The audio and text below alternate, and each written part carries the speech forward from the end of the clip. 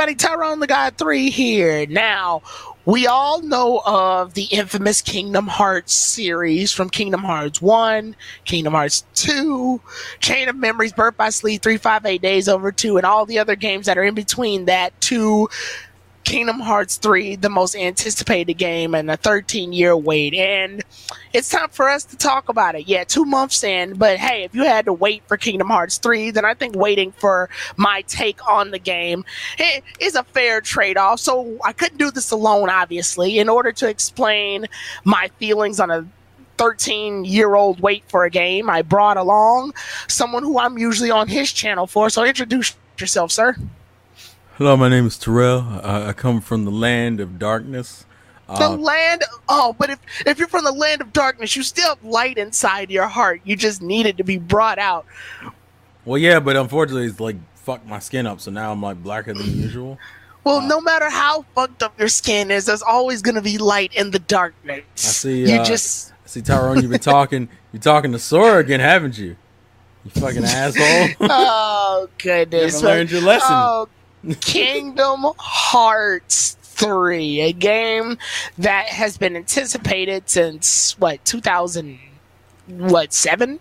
No. 2008? The original Kingdom Hearts 2 came out in 2004. Oh wow, really? It was like 2000, it's like 2003 or 4. I don't even think about it like that because of all the other final mixes and other released versions they made of it. Well, yeah, but the America never got that until like the PS3 era. Right. So technically we didn't know about that for the longest time. Yeah, yeah, Kingdom Hearts 2 came out in 2000. Oh, I'm wrong. It came out in 2005. So December 22nd, 2005. So that would, wow, it came out that close to Christmas. Jesus Christ. Wow, yeah. So let me ask this then. When you finally found out that Kingdom Hearts 3 was getting a physical release and you saw the days coming, and how did you feel initially just knowing that it's real? It was coming in 2019. Well, to be fair, this version of Kingdom Hearts 3 wasn't announced until 2013. So this game has had about a 6-year development cycle. So I'm going to take this from 2013's initial trailer of Kingdom Hearts 3. Yeah, I remember that one too. Wasn't it the tornado of Heartless? Yeah. That Sora had to run away from? Yeah. Yeah. We first, I think that was like the first E3 of like PlayStation 4 and Xbox One. That was their first official E3 because they came out. No, I'm lying. They hadn't even come out yet. Yeah, because Wii U came out in 2012 and PS4 and Xbox One didn't come out until the end of 2013. So when we saw that game, neither of those consoles were out yet. And they were like, this is our next generation Kingdom Hearts game. And we were like, that looks great. I guess it's a little bit better than it was on PlayStation 3 when we didn't get any footage and you told us it was coming out and it never came out. Initially, I was just kind of in... Part of me is like, oh man, this looks great. The other part of me is like, we're not gonna see this for like 10 years. So it's all Kingdom Hearts. Unfortunately, hype never really follows with me because of the abuse that I've taken as a fan of the series. So although it looked cool and I liked it, it also was the same year they showed off Smash Brothers. So my mind was also distracted. Right. Excited, but like cautious as hell. Yeah. I will admit that Kingdom Hearts 3, no matter what year it had, we saw trailers, I just sort of rolled my eyes because at that point it's like, you lied to me so many times. I'm not really like, sure. Yeah, all right, Kingdom Hearts 3 coming out this year because it's always coming out that year, right? I don't know. It's just this is a game this is one of the few games where I officially gave up on like hoping. Final Fantasy VII remake is now in that place of games that I roll my eyes at whenever they mention like it coming out. You say that, but this generation's been the generation of like finishing games that have been consistency, right? But it's just back then though, you gotta understand like the wait time back then was just abysmal. Yeah, just like constantly looking for, oh, when's Kingdom Hearts 3 coming out? Especially, I think the biggest ball buster of that was when Dream Drop Distance came out. Yeah. And I think the reason for that was because it said Kingdom Hearts 3 D Dream Drop Distance. Well, Just like the biggest. It's more of a cock tease. Yeah, it was the biggest cock tease in Kingdom Hearts history. Just like, oh, you want fucking Kingdom Hearts 3? Have some Kingdom Hearts 3D, bitch. Like, it wasn't even real. It's like, it's not even real. And the irony about that is that game came out a year before the announcement. It came out in July of 2012. Right. So that game had only been out for around a year or near a year, and then all of a sudden here's a teaser for the real third game, and you're just kind of like, don't you fucking do this to me. Especially because if you play Dream Drop Distance, you know Dream Drop Distance is like would be the last game right before Kingdom Hearts 3 if you're not including like the 2.9 stuff. Like, yeah. Kingdom Hearts 3 Dream Drop Distance is the first game, was like one of the first games in a while that actually progressed the story. Whereas you had like 3, 5, 8 Days was a in-between game. Birth by Sleep was a prequel. Like, the other games didn't progress the story and didn't take place after 2 except for a few of them. I think Recoded takes place after 2. I don't remember. Yeah, vaguely it does. But I know Dream Drop Distance was the closest to Kingdom Hearts 3 without being Kingdom Hearts 3. And we were all sitting there going, don't talk about Kingdom Hearts with us and then not tell us anything about the third game. And then a year later, here's a trailer, here's a teaser. For the third game. Actually, I just say a teaser because I think that the original video in 2013 was just Kingdom Hearts 3 is now in development. And you were like, don't lie to us like this. Right, don't do this. You know what I mean? People sat there and analyzed that video of Sora looking at a Keyblade. Right. That shit was insane. It was only like 30 seconds. People didn't care. We needed it. We wanted it. Speculation so videos were plenty, right? Oh, it's still happening. Right. So then we move on and the actual game happens, and I guess we'll go in chronological order. And I guess the way we'll do this is for those who haven't, played the game but still want to know our opinions of it, which that's a weird choice, but so spoiler free, but not spoiler. Yeah, there be spoilers, but I think when it comes to spoilers with Kingdom Hearts, you have to be more specific. There's Disney spoilers, and then there's Kingdom Hearts spoilers. None of the Disney spoilers fucking matter, though. I think there's That's why I said that. That's why I said that there's differences. So we're gonna get into like a lot of the Disney aspects first, and then when we cut that out of the way, we're gonna get to the Kingdom Hearts stuff. So I'll more than likely create a timestamp in the comment section to give people a general idea of where we start talking Disney and start talking Kingdom Hearts. And then in between that, we'll start discussing gameplay mechanics. So the first level after the tutorial stuff, because the game's riddled with cutscenes at the beginning, right? The game's riddled with cutscenes in general. Well, yes, but I mean, like, the beginning, good. Like, I've never sat so long without holding up my controller to start a game before this one. Really? I feel like that's like the entire PlayStation 4 generation. Now I'm just playing. Because you gotta wait for it to update. Oh, damn. Right. You said it, I didn't say it. Right. Well, I still love the PlayStation. It's just it's gonna have its problems. So yeah, like, it's really caught up in its cutscenes, though. It's caught up in like the whole chess game. It plays both "Don't Think Twice" and the song "Face My Fears" and the cutscenes. It really is proud of itself for being Kingdom Hearts 3, and it's like, okay, I get it. And part of me doesn't really mind it because I feel like this was the game you should be justified in doing it. The problem is, and also because the game is gorgeous. I think that's the first thing we need to do. Oh, yeah, let's get that out the way right now. The game's beautiful. It's disgustingly pretty, and we're just sitting there like, okay, that's the PlayStation 4 title, god damn it. The shit looks too close to the goddamn movie. Some of these Disney worlds look so fucking close, and some of them, if not better, spot on almost. And you're just like, Jesus Christ, why are you so pretty? Did Pixar Animation have a hand in helping? Is that one of the reasons why? I don't know if they had a hand. I see their logo before the game starts, but I don't know Well, if that's legit. that's also because they're using Pixar IPs. Oh, okay, gotcha. Okay, so it has nothing to do with like, oh, they got some of their Toy Story isn't Disney. Yeah. Toy Story is Pixar. I think Toy Story and Monsters Inc. are not Disney.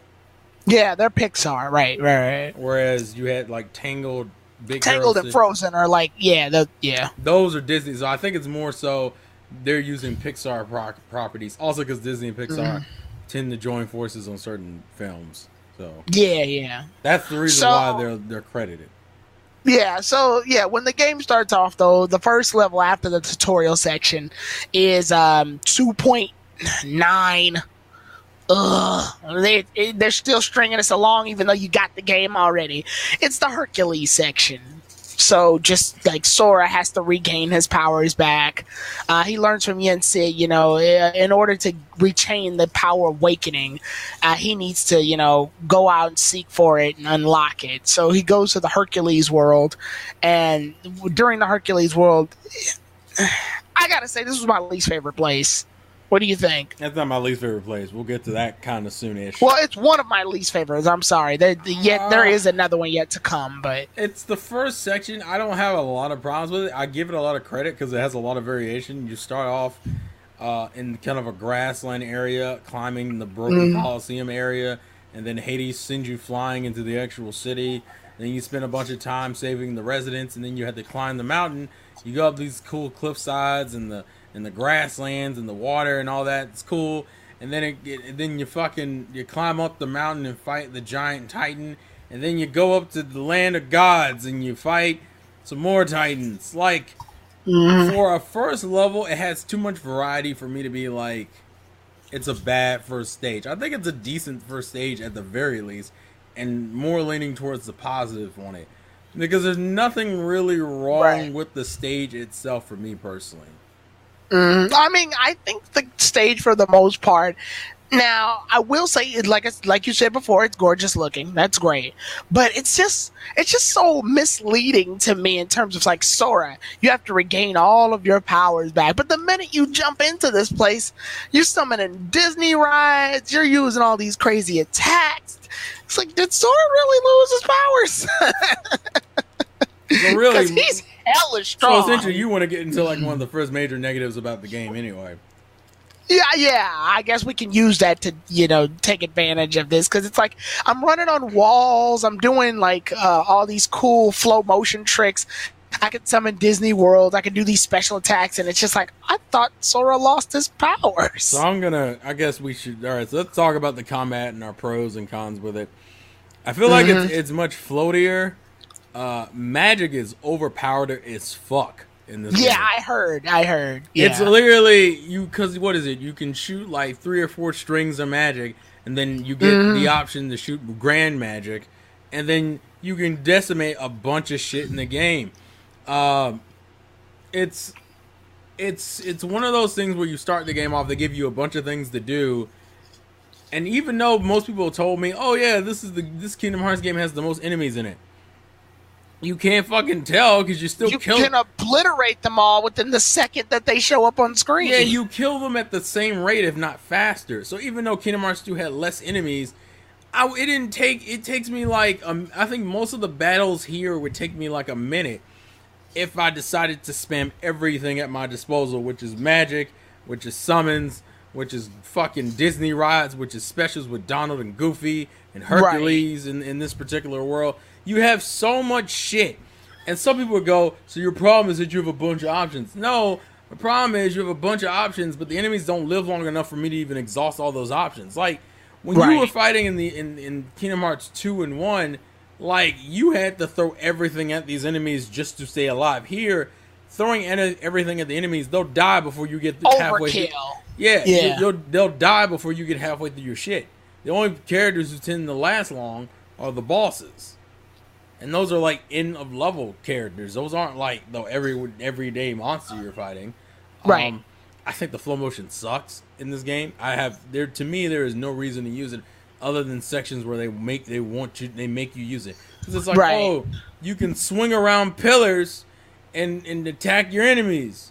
Yeah, but there's no way for me to naturally get to the pillar. Like the flow motion only works when I'm on a wall or on a pillar. So if I'm in an open area, like the first area when you get sent to the city, that first Mm, area only has pillars in the middle, and that's it. It's a pretty much an open area for the most part.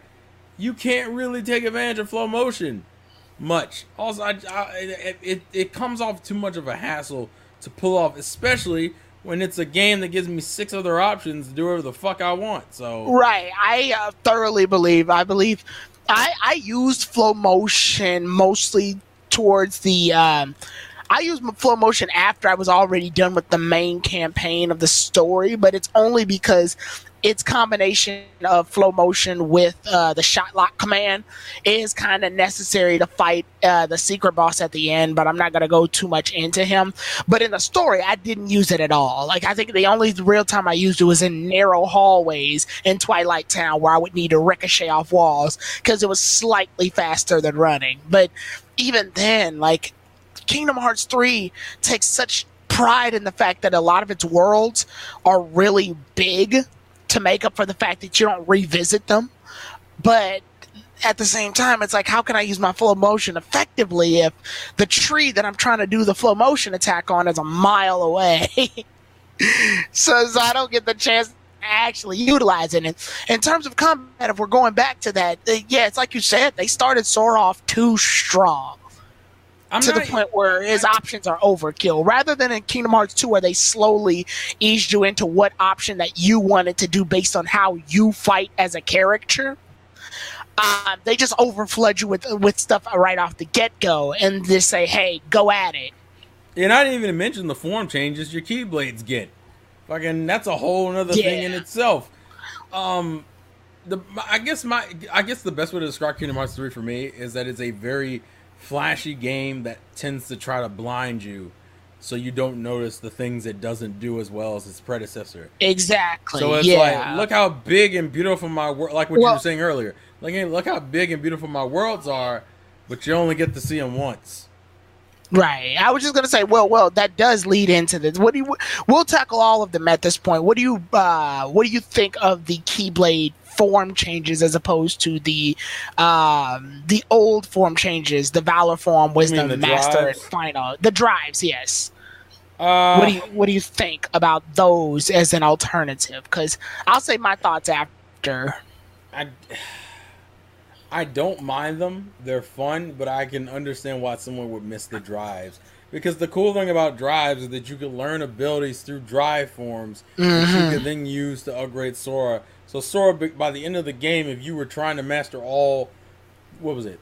It was There's Valor, Valor Winning Wisdom, Master, and Final, right? and Limit in the Final Mix version. Yeah. There was like five And different then forms. anti-form if you use the forms too much. Yeah. There were like five different forms that you could all get abilities from for the most part. And you could use that to make Sora a powerhouse. So it felt like even when you were using a different form, it was still going into training Sora to become a better Keyblade wielder. Whereas, like, form changes with the Keyblades themselves, although are cool and do a bunch of damage during the Hmm. transformation animation, it gets kind of samey. Yes, I there's a do. lot of Keyblades that do literally the same things. Yeah, like some of them repeat in abilities. Also, although I will give them credit for allowing you to switch Keyblades on the fly. Although I think it's Mm. only what, three. You It's can, three, yeah, yeah. you can switch three on the fly. Mhm. It's, I don't know. It felt like they made like three main attack types, and then that was kind of it. Three or What four. were what was your primary setup in terms of Keyblades in Kingdom Hearts? It changed depending on how far I was in the game. Oh, got it. Okay. Yep. Like Primarily for me, my favorites were I'm weird. I like the Kingdom Key. It's basic, but it's like I like it. I hated So it fucking was second form change. It sucked. Yeah, it's dumb. It's very lackluster, but I guess it's because they want you to explore with the other ones. I may not like Frozen, but I do like its Keyblade, so I used that one a lot. And then I also used my third option was Hercules, is Hero's Origin one. Yeah, I would say. So I would say. yeah, I would say early game. I used a lot of Hercules. I used Tangled Sword a lot, and I used Frozen Sword a lot. By in-game, I was primarily using Monsters Inc.'s Keyblade, Pirates of the Caribbean Keyblade, and did I even and Toy Story's Keyblade. Yeah. Yeah, those are the Pirates of the Caribbean one. I think is the strongest one. Um, that's not one of the big ones like Ultima or whatever. So, my take on the Keyblade forms. I believe here's my issue with them. I like them as an idea, but here's my I love the idea of the Keyblades being able to turn into actual weapons too. I think that's pretty cool. I mean, it kind of deviates Sora away from the whole he's supposed to be Keyblade wielder, but then he ends up busting out like dual pistols or axes or hammers or whatever. But it does like create a nice concept, and I feel like that concept is very short-lived though, because you hit the opponent with like 3 easy combos, it transforms into the second form. The second form does a couple of damage, and then it does its ultimate attack, and then transforms back into the regular Keyblade. So it's just like all of that happens within a span of like what I want to say 4 minutes tops, 4 or 5 minutes, give or take. Yeah. Yeah, so you're constantly, if you're fighting a horde of enemies, you're constantly doing that transformation sequence over and over and over. And it's like, oh, you can switch Keyblades for variety, but then you're still going through a different animation. And to be fair, the Keyblade animation does damage enemies near you. Yes, but it's another case of look how visually appealing this is. Yeah, and it's spectacle. And although it has its gameplay relevance, it's not really. For some people, I can see it not being enough, especially where I can switch the Valor, Wisdom, and the other forms and Master and Final, and 2, and then kind of jump out of them if I wanted to. Yeah, as far as like drive forms, I still to this day believe that the drive forms are better than the Keyblade forms, only because I feel like the Keyblade forms made the Keyblades glorified. I guess their mission was to make it so that no Keyblade is technically useless. Because that was the problem. In Kingdom Hearts 2, that was one of the biggest problems. It's like, why are you using this Keyblade this late into the game when you can use Nightmare Before Christmas's Pumpkin Holiday or whatever it's called. That one. Because that one's technically the strongest required Keyblade in the game. So they wanted to try to create this idea where it's like, oh, you can use any Keyblade to be viable in the story if you customize it. The issue we get here is that it starts becoming more about the Keyblades and less about Sora growing as a character.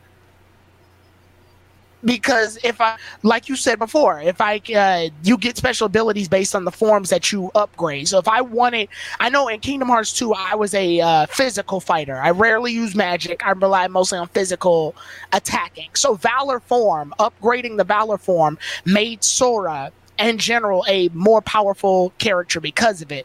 He wasn't that great of a magic wielder, but he was good in physical combat because I customized my Sora to be that. Whereas here, it really doesn't matter what you customize Sora into if you got a Keyblade that completely contradicts that. Right. So right. I think there's not a lot to say about the Keyblades after that point. It's just yeah. I mean, they're great for aesthetics. They're another, like you said, spectacle move, and they are powerful in their own right. It's not a terrible way of handling it. Like I've dealt with worse. It's just not. It's one of those things that would be better over time. I think a lot of this review is going to be like, this is a good idea, but Kingdom Hearts did it better because this is why. No, I mean that's literally what it's going to boil down to that. And that's fine because I felt like Kingdom Hearts 2 to me was more of a video game, whereas this one, it's a video game, but it's got like so much movie in it. Now, as far as the Disney worlds, do you want to tackle these individually or how? We'll just go by like the sequence in which they went. So I know the first two are the first two Disney worlds are what are they? They're Hercules. Are you talking about? No, after Hercules, the first two. You could either do Tangled or you could do Toy Story. I want to say. No. Twilight Town. We're Twilight, we're yeah. skipping Twilight Town. Yeah, we do Twilight Town. Yeah, we do Twilight Town next. Now, I will say, and this is one thing I do love about Kingdom Hearts 3, we got people in the overworld now, though. Yeah, but you shrunk the town. Yeah. Twilight Town is literally you get 2 areas you can go in. You can go in the forest, and you can go in the town. And guess what? The town, although has its nooks and crannies, and I will give it credit, it's denser than it used to be. Not by enough to justify killing off the rest of the other parts of the town you could visit before. The forest is fine. Right. Plot-wise, this town kind of just serves as setup and as like a home base. Yeah, they like Sora and the others do not stay here long enough for it to make a lasting effect. Although either. I think they treat it like it's a real world, because even though it isn't really, you don't even fight a boss here. I don't think. You fight the Horde of Heartless that were in the trailer, but that's about it. Oh yeah, when you first get there, you fight the Horde of Heartless. By the way, you'll be tired. This is the first time you see them. Yes, folks, the first time, because you will keep seeing them. And they will be on your nerves by the end of the game. But that's a whole nother thing. Yeah. It's a fine town. I mean, I like that Ratatouille is even represented in this game. I hate that he's only a fucking mini game. And that's it. And you get a Keyblade for doing all of his mini games. You know the problem with his, though? Nobody's interested. Well, no. Well, that and you don't have to do them. They're not required. There's no... I mean, like, they don't... They're supposed to provide stat buffs, but Sora's so fucking broken in this powerful game. Already, you don't need them. Yeah, you don't need them. So to me, it came off as like, it's cool, but damn it, you could have done better. You could have done so much better. Yeah, they would have been better off just making a storyline based mini game off of him, or making him a support character at that point. Which I guess, do you want to wait until after we do all the worlds before we address the biggest issue with the Disney films, which is the fact that there's not enough of them? Like, this is the least amount of films. Yeah, I was gonna tackle that before we take off to the Disney worlds anyway, because that is a problem within itself. Not only do you not get to travel to the Disney worlds twice like in Kingdom Hearts 2, there's significantly less of them. I guess they thought, if we make the worlds bigger, we don't need to waste our time with... They tried to do a quality over quantity, but this is the one weird time where quality over quantity just didn't make the cut, because there's not enough quality to compensate for the quantity. I think the first problem is that I feel like Kingdom Hearts 3 suffers from having a thought process rooted in different generations of gaming. Yeah. Like, for example, I think the way they decide to handle this story feels very PlayStation 2 era. The fact that the script is the fucking voice acting and delivery is still as bad as it's always been frustrates me. Because how does the game look so pretty, but we still have moments of Riku, Sora, did you defeat the darkness? Yeah, like, it's like these weird... We're still doing the weird pauses and shit, and the conversation feels stilted as fuck. The problem is, it's not like that all the time. It's just in certain sequences it's like that. And I'm like... It's 2019. Can we not do this anymore, guys? Like, is this still a problem? Yeah, why and how? There's a lot of times where the conversations do feel very awkward. I think the only time that wasn't the case to me is when dealing with like Hades, or like some moments with Flynn Rider. Yeah. But everybody else just talks like... They talk like the kicker is they talk like they've always talked. So some people would go, well, that's how Kingdom Hearts has always been. I'm like, yeah, but it's never been a good thing, so why would we all of a sudden be cool with it now? Yeah, don't excuse that. We're not supposed to excuse that. We're supposed to grow. So it's a bad habit they won't walk away from, and that's the problem. Right. So I believe, at this point, after the Twilight Town stuff, is there anything else you wanted to tackle in Twilight Town? No, because it doesn't serve a lot of purpose, and there's not anything I mean, there's some setup stuff. I mean, we get to see Scrooge in this game. No, he was in 2. He was in other games. Yeah, he was in Radiant Garden, though, which I guess we can lightly touch upon the fact that there are no Final Fantasy characters in this game either. Now, I'm not overly angry about this, but I do find it kind of weird considering it didn't. I'm weird about it, but go ahead. I mean, I don't have a lot to say. I'm just kind of indifferent. I'll let you say your piece. I love Final Fantasy a lot. So when Final Fantasy meshed with Kingdom Hearts, there was a lot of great moments. And even when Final Fantasy meshed with the Disney characters, like a lot of I don't know why specifically Hercules does this a lot, but I guess it's because the closest they got to gods. Hercules and Final Fantasy would mix a lot. Like, Cloud would be in the Hercules world. Zack would be there too. Auron from Final Fantasy X was in the underworld with Hades, and I thought that was a pretty cool concept. Leon, aka Squall, along with Cloud, and them fighting Sephiroth and conquering the darkness and light stuff. It really meshed well together. So to see that there's none of that in this game is definitely a big kicker to me. I can't really be comfortable with the fact that there are no Final Fantasy characters, because they're sort of what makes Kingdom Hearts Kingdom Hearts. So it really bugs me that they're absent. I mean, that's a fair statement. I'm not. Yeah. I mean, I can understand your point. I'm not angry about it. I'm just kind of I'm just in and out with it. So in terms of this story, they weren't necessary, but in other stories, these characters openly made very prominent roles in Kingdom Hearts 2. I remember in Kingdom Hearts 2, Leon and Cloud were working together with Sora to fight off this army of nobodies that showed up in Radiant Garden. So it's kind of weird to see that they're doing all this now, and it's well, you're on your own, Sora, for the third game. Yeah. I just So, yeah, I guess we don't really need to go too in deep on each of these worlds, do we? Or do you? Yeah, not really. We're just going to lightly touch the Disney worlds. I think the first two. We got Toy Story and Tangled. Toy Story and Tangled are the first ones. I believe so. I picked Tangled first. I did too. Actually, I was trying to go to Toy Story. I ended up going to Tangled, so it was. Because of the other thing we need to talk about, I guess, the gummy ship levels. Now, they've always been annoying. That's just Kingdom Hearts. So I'm not going to complain too much about it. I will say, though, while they did work on trying to make it more vast, that ironically kind of is their downside, because that's how I wound up getting lost, too. I would get lost, and I wound up going to Tangled because I was aiming for Toy Story, just like you did, I believe. Yeah, so Tangled. Here's my thing with Tangled.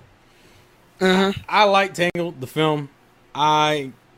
It's weird because I think this particular world shares a similar problem to another world that we'll touch on when I get to it. Mm-hmm. For the most part, I like the world. I think what helps it a lot is that I find Rapunzel so fucking charming throughout the whole stage. Definitely. Although this world does suffer from the problem that I think a lot of Disney worlds in this game suffer from, which is, let's retell the film, but Sora and Donald and Goofy don't really participate that much a part of the main plot of the film, and we're skipping parts of the film, so certain character developments don't make sense unless you watch the film. So in the game context, they don't work. And by the way, here's an Organization 13 member who you don't fight, but does use a Heartless. But you don't fight the villain of this world. You primarily fight a Heartless while the scene of the film takes place the same way it did in the movie. So, which was the Organization 13? I think it was Marluxia. Yeah, it's Marluxia, which is technically Sora's. It's Sora's first time remembering meeting him versus... Because they met in Chain of Memories, but he doesn't remember Chain of Memories. But he lost his memories because... he lost his memory in Chain of Memories. So this is his first time interacting with Marluxia and remembering it. Like I said, and here's the thing, and this is probably the world I wanted to go back and revisit. Although I'm kind of bummed out in the way they. Okay, so when you go back and revisit Tangled after you beat the game, you can't use Rapunzel anymore because she cut her hair. It involves the events of the film, so she can no longer fight the way she does. This annoys the shit out of me because you got these characters who I don't know if you noticed, but if you looked at the abilities they can learn. There's one they can learn when they requires 50 AP, which means you would have to grind the shit out of the character to get to the AP enough for them to use the ability they get. But because you only visit the world once, there's no reason you will never need to do that. Right. And I hate also the Rapunzel thing. I'm conflicted about because, like, although I hate that although I understand the plot reason why you can't use her anymore, it feels like a waste of it. You literally made an AI character that's only relevant the one time you go through. That's correct. And if you I think it's wasted potential. I feel like you should have. That's why I wanted second stories for some of these. Yes. Because some people feel like that in Kingdom Hearts 2 it was supposed to be padding. And I can be fair, in some ways Kingdom Hearts 2 second stories, not all of them were fucking great. Some of them did feel like padding. But it was still more... It still gave you something more to do. It was still other shit that you enjoyed. I don't like that this game feels like a lesser version of 2 in that regard. But as far as the Tangled world's concerned, I like the world. I don't care for the retelling of the plot of the film with a bridge version and essentially doing the one thing that a lot of people hate in this game, which is that you pretty much most of the bosses, except for like 2 of them, as far as the Disney worlds, are all like non-Disney bosses. They're all heartless. Royalty-free, generic, heartless bosses. The only 2 that are like actual from the film is, ironically enough, Pirates of the Caribbean, which is kind of ridiculous to me because that film series has already gone down the shit. Well, they get their villain. What's it like, the Flying Dutchman? Yeah. And then it's in Big Hero 6. Yeah, well, Big Hero 6's story is a made-up story, but it's made up story, but at least it's using like a Disney. Yeah, a Disney character versus like another fucking Heartless. Yeah. So yeah, those are my thoughts as far as Tangled. My thing of Tangled, because I barely remember Tangled for the life of me. I know I watched it a long time ago, but I think I didn't even finish the whole movie. It's a good movie, first of all. I do want to get that out of the way. It's just, with Tangled, I know it's a cutscene per cutscene moment where she's like tripping off the fact that she left the tower, and Sora and the others are just sort of in the background. Like, I know that scene's directly ripped from the movie. Yeah, they do that a lot here because it's like, oh, look how powerful the console is. Right. And I don't mind it here, although I do mind it when it happens again later. It bugs me in later ones, but this is the one time I gave it a pass just because it's like, I feel like no matter what happens, that's how Sora and the others would kind of react to how Rapunzel would be leaving the tower. So, because that's a personal experience that Rapunzel goes through anyway. So for character development purposes, I'll let that one pass. But after that, I feel like Rapunzel oddly is the highlight of this entire world. So it sucks when yeah, she's the highlight of the world, so it sucks that she's the temporary character. I can use Flynn Rider all I want, but he just sort of melts in the background the minute you get Rapunzel on your team. And also, it almost feels kind of dumb to have, because they still have their team attack. You know, the attacks that you can do with the Disney character of that world. And which kind of leads into the problem we were talking about before. You have so much other things you can do, you never have to do those moves. Although in Tangled's case, you better do them because you will never get a chance again after you do the story for that world. Exactly. Like, literally, Flynn Rider and Rapunzel lose a special attack because of the story, which sucks. Yeah, also what saves this world is at least you get to visit the kingdom in Tangled. Yeah, and it's bustling with life, too. I mean, I like that. And I do like the dancing mini game you do with Sora dancing around with the people and having the master colors, and like it's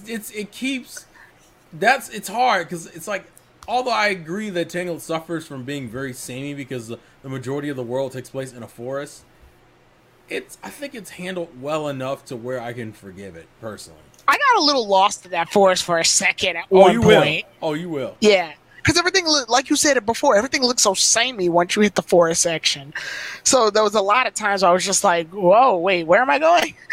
I remember also in this one, there are little, like, cutscenes that can happen within you playing the game that happen for the sake of just happening. Like, you have to have Sora use the arrow spell in order to cause the little daffodils to fly in the air so that she can look and marvel at that, or just carrying the birds over without them flying away.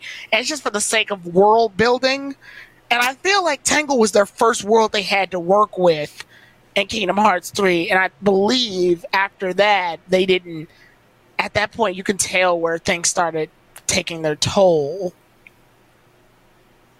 Yeah. I don't know if that's just me. Maybe I'm looking too deep into it. I can understand the point. Yeah, and I guess we'll just head towards the end. What did you think of the boss? It's supposed to be the queen, but it's giant air quotes because it's a giant Heartless. It's not really. I hated this Heartless. I didn't mind it. I'm pretty indifferent towards it. It didn't bother me too much. I didn't like that its method of attack was just keeping Sora away from it. Well, I mean, it's a cool idea, but it should have included, I forget the name of the villain of the film. It should have incorporated the villain instead of having her lose before the witch or something. Before the Heartless shows up. Like, oh, she did. Pretty much the end of the movie plays, and then the Heartless shows up after the witch is already defeated. Right. So I guess we could say, go ahead. No, go ahead. I was just going to say, so I guess we could say aesthetically, this world's very pleasing to look at, but structurally it's just wasted potential after wasted potential. I would give it like a B, personally. I liked it enough to where I if I replay the game, that's a world I don't mind going back to. I'll give it a B minus. Like, it barely escapes C range, only because I like Rapunzel. So if you're going to be there for the one time, Rapunzel saves it because she's so involved with Sora. Like, actually, it's so weird when they say Rapunzel and Flynn are supposed to be together. It's like, are you sure about that? Got you feeling some type of way, I see. Right? No, it's just she. I know what you mean. Yeah. She engages with Sora a lot more. Like, she's just like, Sora, this way. Like, Sora, to help me out here. Like, there should have been there should have been cutscenes of all three of them interacting. Yeah, because there's more of her involved. Or like Sora and Rapunzel trying to get Flynn to interact more. Yeah, but I'll say it's nice, but its structure was kind of sloppy, so I'll give it a B minus. So I guess that means we can move on to Toy Story. Yeah. I went first last time. I'll let you go first on this one. Okay, so Toy Story, to me, I like the idea that I'm loving the aesthetic that Toy Story has with the whole original story. It gives them something to work with, because I thought they were just going to try to copy a movie just like Tangle did, but this one's an original story in its own right. So I like that concept, and I love the fact that it starts off with that whole Virium Rex Final Fantasy cutscene. What you think of that? We approve.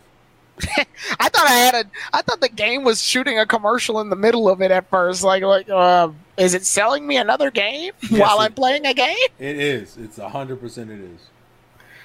Yeah, because a lot of people I know in the comments of other videos say that they want Virium Rex to be a real game now.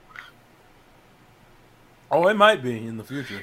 Yeah, I think it might be too. I think it was Nomura making his stab at the fact that he didn't get to work on Final Fantasy 13 Versus. Right. Yeah. So, but other than that, I do like the original story. I also feel as though Woody as a character in this one I like the little moments that they do have where they try to interact with the plot of Kingdom Hearts.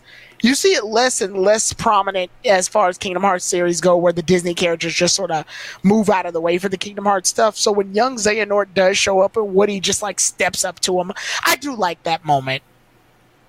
Like, it's a good moment in the confines of the world, but everything else, yeah, and I love the interaction with the stage, although I feel like sometimes you interact with stuff too much. Like, I was in the robot a little too much, but the robot was the only way I could stand a remote chance against other robots. Yeah. So it felt like I was using it a lot, but other than that, this one's the least offensive world to me. So, Yeah, what do you think? So here, this is probably the most conflicted I am with a world. Mm-hmm. I like that it uses original story. I think they fucked up the personality traits because they have Woody being the more trusting and Buzz being the overly suspicious. In the movies, it was always the other way around. Woody was always the more distrusting, especially because this seems to be at least part. I want to say this is at least after like Toy Story 2, Buzz and Woody. So it seemed kind of weird to, at the very least, it's because I think there's like all our other friends, which is probably referencing like Jesse and Bullseye and everything. Mm-hmm. I don't mind the story. It has the worst ending of the Disney stories because it ends on a cliffhanger. Essentially, it ends. It's like we'll just wait for Andy. Yeah. It's one of those like we're good, but we're not good because we're still separated from our friends, kind of thing. It has the weakest ending of the Disney worlds. I think I'm okay in saying that. I also, it's one of the few areas that like they should have fan serviced the shit out of. The only fan servicey area in the whole damn thing is Woody and Buzz's special with Sora, which is the rocket from the first movie, and the fact that you get to mess around in Andy's room. Those are like the only two fan servicey moments, and it's like it's fucking Toy Story. Like, I would have rather you had the original story take place where I had to go to Sid's house. And why can't we fight Zurg? Like there was like Toy Story had so much shit to, and if you had to do like a toy area, it could have been the what's the name of the Pizza Planet? Yeah, Pizza Planet. It should have been Pizza Planet. Yeah, Pizza Planet. There were too many opportunities, and then all you did was waste it on this the Prospector. Yeah, there's too many like. Toy Story has so much shit in it to do. That was the one I think everyone would have sat there and told you we were perfectly fine with some rehashing or some fan service because there's so much. There was 3 films that you could have grabbed from and I think a special. So you had so much material, and your original story just boiled down to we're gonna hang. There's only really 2 areas in this world. Like Tangle, you were going at least across the whole fucking forest and into the town. Here, right. you're in the mall the majority of or I guess the Toy Story the whole time. And I don't really care for that whole... I didn't care for that whole experience for the most part. It's not terrible. It's just not great. And especially when you know Toy Story has so many other things you can do. I think it would have been cool to have the whole, like, you're a tiny toy in a giant world aesthetic.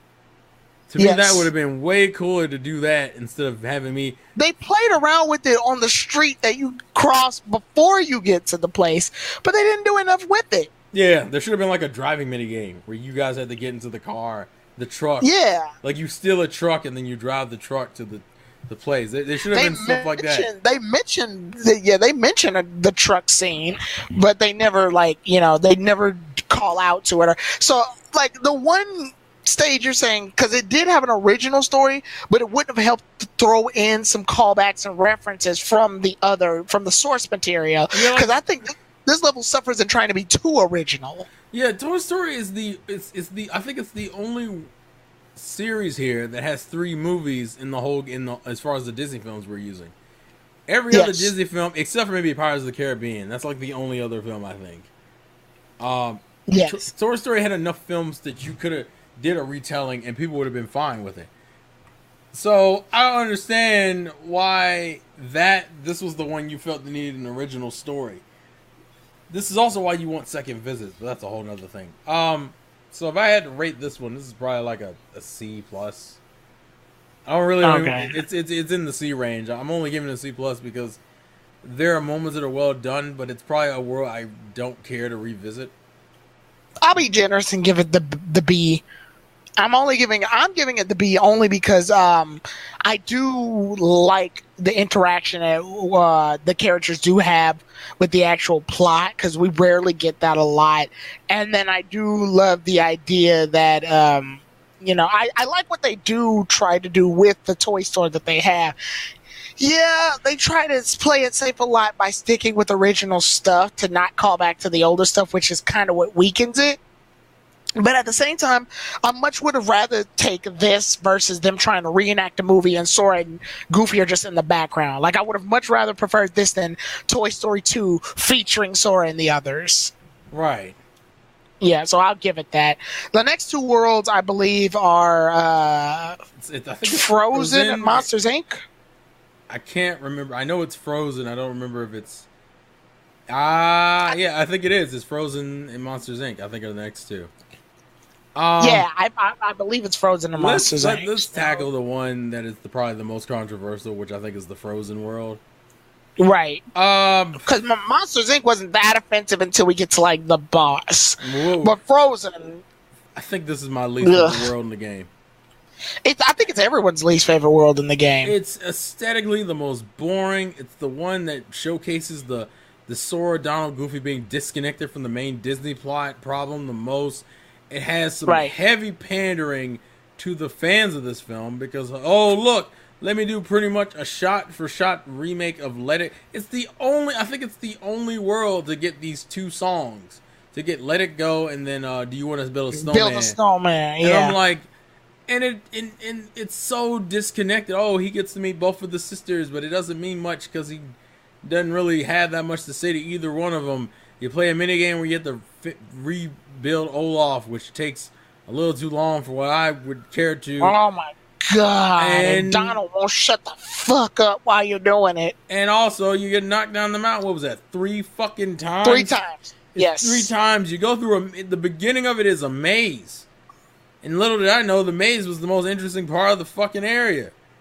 And oh, by the way, the final boss is literally, when we get out of the final boss, everything's already fixed. Essentially, it's like shit's going on at the end of the film movie sequence, and then all of a sudden we get sucked into like an alternate universe where we fight with Marshmallow to fight this stupid fucking wolf Heartless, and then when we get out, oh, everything's fixed, everyone's happy, and you're just like, I don't even think they don't even interact with Elsa or Anna at all in this ending sequence. I don't think they don't. Which is like, what? And just so people know, I have not seen Frozen. I still haven't seen Frozen. Okay, I guess that's where I'll come into, is since I actually have seen the movie. Frozen.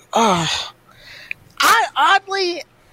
Now this is a bad level. No, like level design wise, even if we're not talking about Disney aesthetics or story, this is just a bad level. The Let It Go scene, I didn't bug me, but I can understand why people are upset with it because it was there just for no reason. The Let It Go scene didn't bug me only because as a movie, and I may upset some people, but this is my opinion, and if you don't like it, I'm sorry. As a movie, Frozen's real gimmick was the Let It Go song and the Do You Want to Build the Snowman song. Those songs are like the building in which the whole movie was structured upon. It's the reason why Elsa didn't become a villain in Frozen. It was because of that entire song and scene. So, Frozen's not much of a movie without those songs. It's not, and that's me basically saying Frozen's not that great of a movie because it's mostly a song with a movie that unfortunately is attached to it. So it's not going to translate well in a video game that's very story driven. So Sora, Donald, and Goofy didn't have any parts in the movie that they could actually participate in because, to be honest, not much of the movie really takes place. Now, my ideal version of what would happen in Frozen was that at first, when Sora, this was me still following Kingdom Hearts 2 logic because we didn't know that Kingdom Hearts 3 was just going to be a one-time trip to each Disney World. My ideal was that Sora and the others would travel with Anna and Kristoff first to go find Elsa, fight her and Marshmallow as a boss. Then, like, one of the Organization 13 members steals Elsa. Sora gets her back. And then in part 2, when Sora comes back to the Frozen world, Hans has kidnapped Anna, and we have to team up with Elsa to find Anna and solve that whole plot. That was my idea. And I think that's a better idea. I don't know if you think it is or not, but I mean, it could have. I mean, that would have been fine. yeah, I don't have as much of a frame of reference because I haven't seen the film. So. Right, but the story-wise, I think that would have been a better structure rather than this well, that fucking because mountain. That because you don't see mountain, Hans, Terrell. You literally don't see Hans until the end of the film. Like the end of the level. So like I'm like, who the fuck is that? And then all of a sudden, look at this. The guy didn't even talk. I don't think there's even a sequence of his face. He doesn't have a talking. Yeah, he doesn't have a talking role at all. It's such a weird fucking level. There's a theory that this level was supposed to be completely different in its concept and design, but that idea was scrapped at last minute, probably by Pixar and Disney, because they didn't want to tarnish their characters. It wouldn't surprise me, but this is fucking like F to D quality. They didn't want Sora and the others beating up Elsa or anything. Yeah, some people say it was some Disney restrictions for this game. Yeah, because Elsa technically was supposed to be a bad guy even in Frozen. She was supposed to be, the story's based off the Ice Queen. So the idea was that she was supposed to be evil, but she was so precious because of her stupid ass song that she became untouchable. So yeah. Final verdict. This is about a D-. I'm so close to calling this an F level. I'm giving it an F. It's just poor level design when like nothing sucks worse than when Sora or like when you're controlling Sora and you fall off the mountain. Especially with a Sora that can run up walls. Yes, like that's the biggest problem. It's like when I fall, I feel like I am doing large. A lot of it was just me recovering myself after I fell, and that's not fun. That's not a level. That's just a trial that you. It's a waste of fucking time, is what it is. Right. So I guess we'll move on to Monsters Inc. now. Story-wise, I think this is one of the better levels. Story-wise. I would make the argument this is probably the best level just off of because it's an original story. It fits the universe perfectly. Monsters Inc. didn't have very interesting locales, so having it take place in the factory, I'm perfectly cool with. Yeah. I think it's probably for me. It's probably up there with like probably up there with Corona because Kingdom of Corona because I didn't have any real, and this is another Woody moment where they have a really good moment with Vanitas and that shit. That like it, and I think it also has some of the best voice acted sequence and flowing conversations and dialogue. Some people might say you suffer from the sameness of going through a factory. I think it's saved because of the variety in the factory. Although it does suffer from the same, it suffers in a weird way of still doing the whole heartless boss thing, even though Randall's in the fucking level the whole time. Now that is missed opportunity. I wish we had been able to fight Randall, but because they didn't have to bring back Randall. Yeah, because this is an original story. I would say this is probably up there. Like I think this would I probably would say objective. Well, I think Corona's visually more fun, but this is like. Objectively, it's like an A- for me. This is probably my. Out of all the levels I played, this one feels the most like a video game. Yeah, I would say like A- in terms of quality. Yeah, I'll give it a solid A. Monsters Inc. was a fun level. I didn't have any real issues with it. I liked the way that the characters interacted with. Even Boo wasn't annoying. Boo wasn't annoying. I thought she was gonna be. I was going into this thinking, oh crap, we got to deal with Boo. Maybe she got kidnapped. Maybe she's crying, and we got to fight enemies to get her. Well, we do have to fight enemies to get her to laugh, but it's not offensive. It's just, dude, you just fight the same way you normally would fight. Yeah. So it wasn't offensive at all. It was a great. Little experience. If anything, this is one of the levels I feel didn't have any real problems. And I think that we also have it due to the fact that Monsters Inc. isn't exactly one of the more popular Disney Pixar movies. So to see them pick it was definitely an original choice. And I'm glad that they decided to treat it this way. And they probably have more freedom with Monsters Inc. characters. Yeah, I had no issue. Actually, now that I think about it, how is it the only two worlds that have original stories are the Pixar worlds? I guess because Disney doesn't have their grip on them. Because Toy Story and well, no, that's not true because Big Hero 6. Yeah, Disney had their grips on it, so they probably wanted to make sure their characters are portrayed in. Big Hero 6 is literally superheroes fighting villains and stuff, so fighting is okay there. That's fine. I guess they just wanted to give it a pass. My only issue, like you said before, was the boss. We don't get to fight Randall. We just end up fighting this tar monster, and I'm just like, ugh, whatever. Yeah, so I enjoyed the Monsters Inc. one, so I guess we can move on to either Big Hero 6 or Pirates. Do you want to address the other one? You forgot there's another world we get unlocked. Because oh, shit! You know what? You want to know what's funny? I skipped Winnie the Pooh in my first run. You didn't miss a lot, as you probably found out later I went back and did it. It's a fruit bobble game or some nonsense. It's somehow more disappointing than it was in 2. Yeah, 2 was just kind of annoying, but 2 at least it wasn't. Part of me is like, okay, cool. It had an annoying charm to it, though. It's one of those levels where it's like, it's cool that I can beat it in one go, but dude, y'all literally reused the same game 3 times, which is slight visual variation, and then gave me a Keyblade. Literally, you can beat Winnie the Pooh in like 20 minutes, and I'm like, lazy. I'm like, that's super disappointing. Yeah, and it's not like Winnie the Pooh is a special level. Well, it is, but it's not like special in the sense of like cool bosses or anything. It's just like, yo, you can do better than this, you assholes.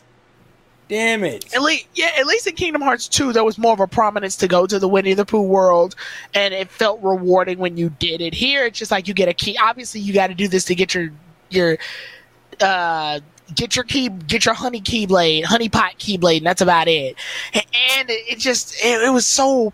The reason I skipped it was because they talked about it, and my brain immediately didn't think about it. My brain was just trying to get through the plot. Well, because you don't have to play it. Yeah, you don't have to. If they really wanted me to go, then the game wouldn't have let me continue. Yeah, the game. I think the game forces you, in 2. It forced you to go once at least. Right. To start it, and then like after that, you had. And there was a story preference to Sora going. Yeah. So. This one's just like, why aren't I in the book? Let me check it out. Okay, I just need to hang out with him for a little bit. I'm on the book now. Yeah, Winnie the Pooh's kind of a waste of fucking time. Yeah, so it doesn't even get a grade as far as I'm concerned. Yeah, I don't give a shit. So, I think both of these next 2 worlds have their own issues. Yeah, Pirates or Big Hero? Which one are we doing? I'm gonna do. Let's do Big Hero because I think Pirates will have more to say. It's faster. Yeah, Big Heroes is faster too. Big Hero, I think, is one of the short. Big Hero starts and ends. Like, it's one of the shortest worlds you go through, yo. Yeah, I would say half the world is mini games. That's what you do in the beginning is mini games. Then you fight in the city, and then I think it's a bunch of cutscenes, and then you save the heroes. Then you fight evil Baymax, and that's about it. Yeah, like it's one of the shortest fucking worlds in the whole game. Weird. It also switches from day to night a lot. Yeah. The idea is that it's supposed to be like a simulation, so. Well, part of it is, not all of it. Some of it is. Yeah. Yeah. I think it's it's probably the biggest representation of.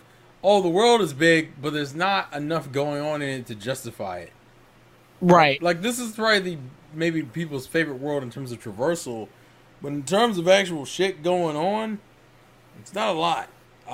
It's a huge city with literally nothing inside of it except a bunch of heartless fights, and it'll wear you out too. It's just like there's just fight after fight. At that point, I just needed a minute after I was done with all of it just to cope with what was going on. It's also another world that only has 2 real areas, one of which you're barely in for that long, which is the bridge and then the main city. Yeah. The bridge, I'm surprised how little time you spend there. The main city is fine, although you can't even explore the whole city. It's just like part of the city, and you still manage to feel it still manages to feel dragged out. This is probably the best world that practiced full motion. I'll say that.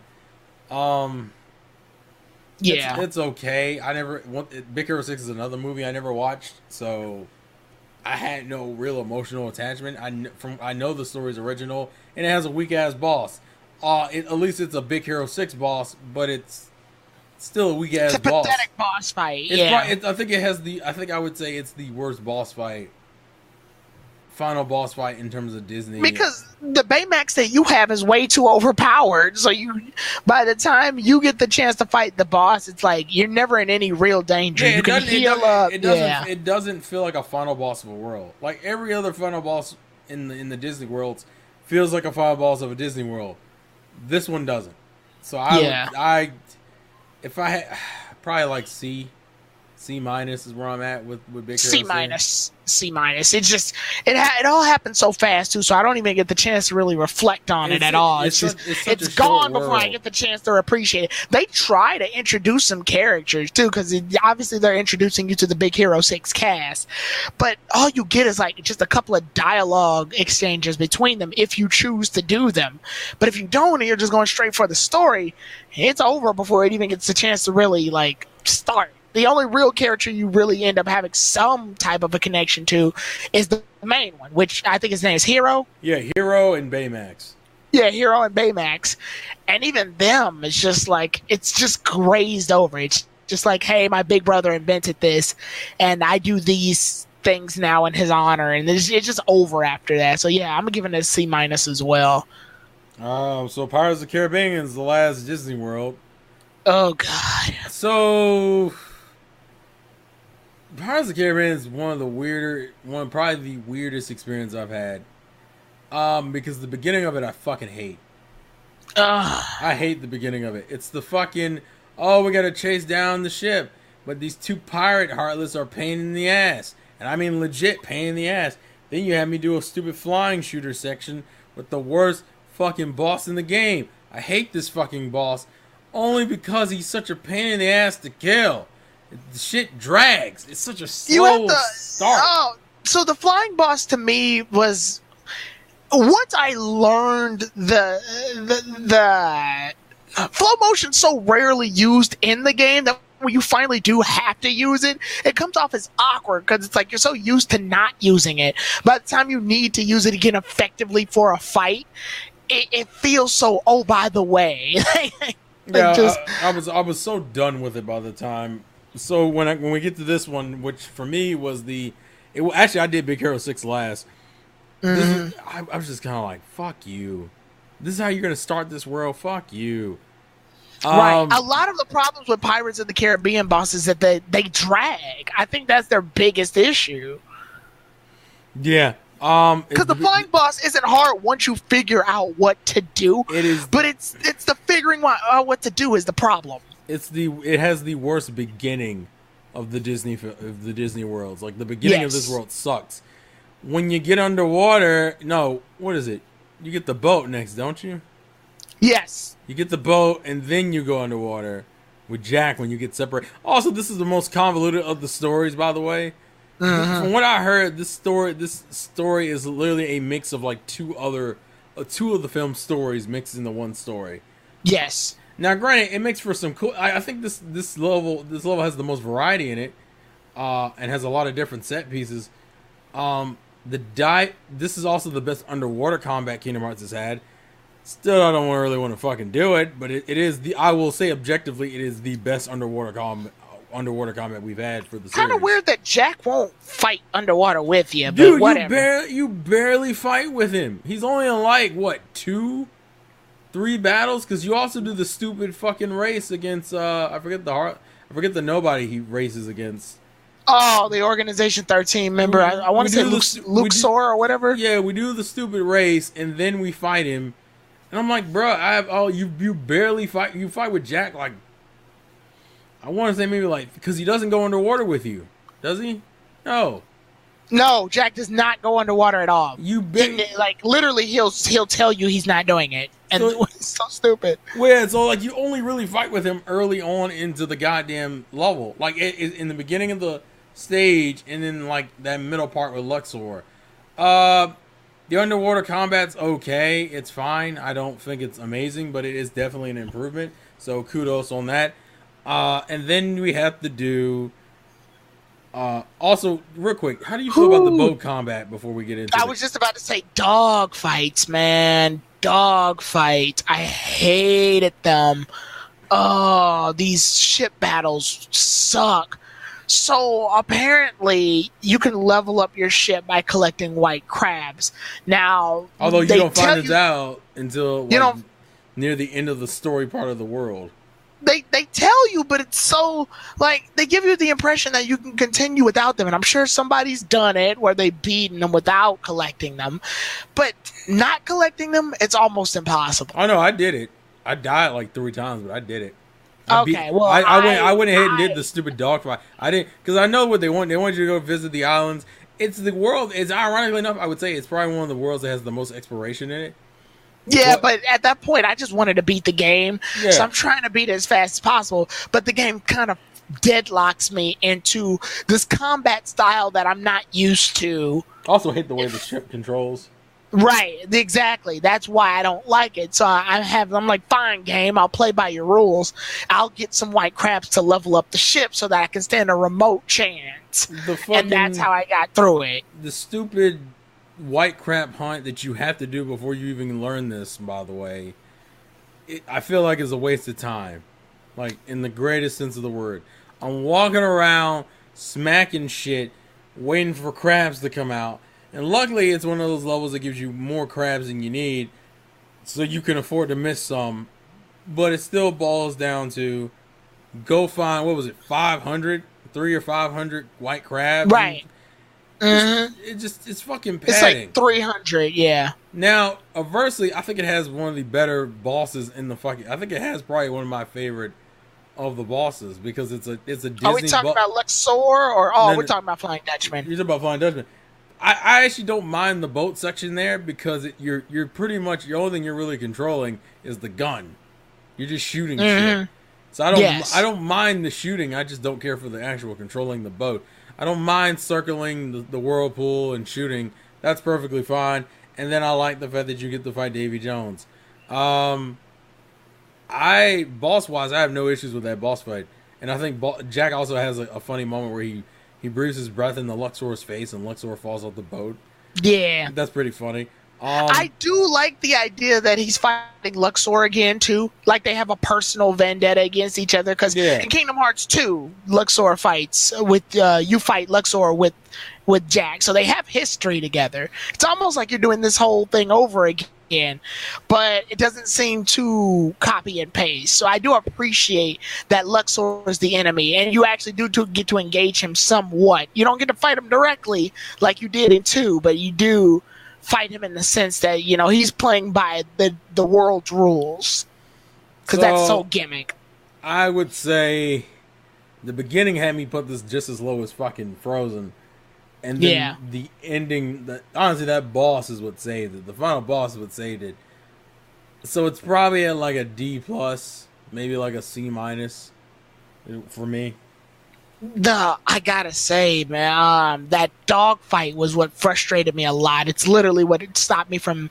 It took me too many times of losing to finally just give in and do that. And I don't like when the game deadlocks you into having to grind in order to get better. So, yeah, I'm gonna give it a solid just D.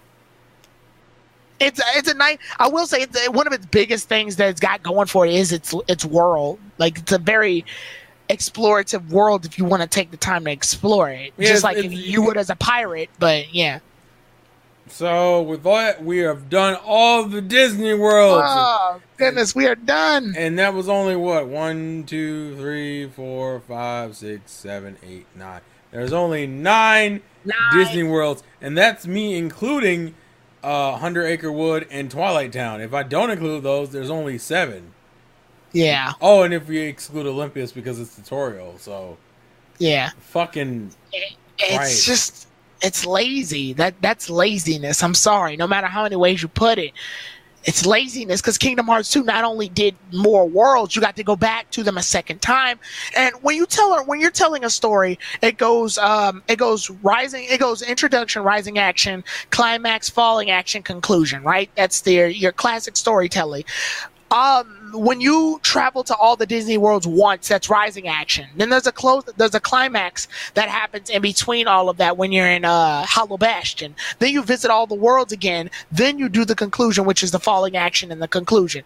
So this story does not tell that correctly when you're only visiting them once. It feels like it wasted all of its rising action and then went straight to conclusion.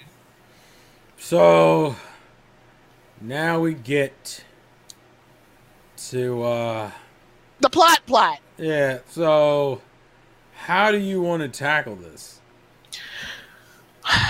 Character retrieval and then just to the war. Okay. No one fucking matters in this game but Sora.